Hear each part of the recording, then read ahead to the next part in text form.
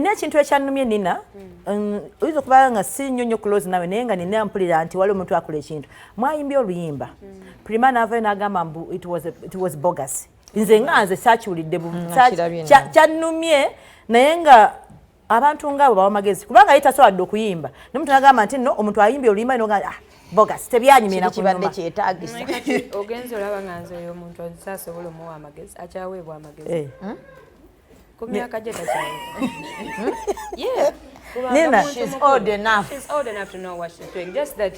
Kaluzungu ado kaliseyo nikakujuza. Bana nino gena kumbuzake emikwa.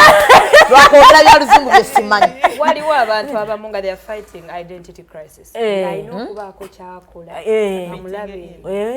Kijukira tasobola kuyimba nga ffe. Tasobola.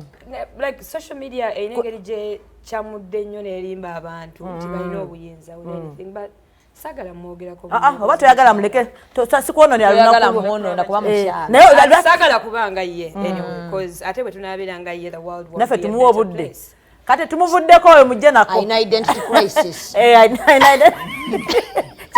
maama kitereeza sikategedde naye nja kagamba abantu saagala kumanya konka yina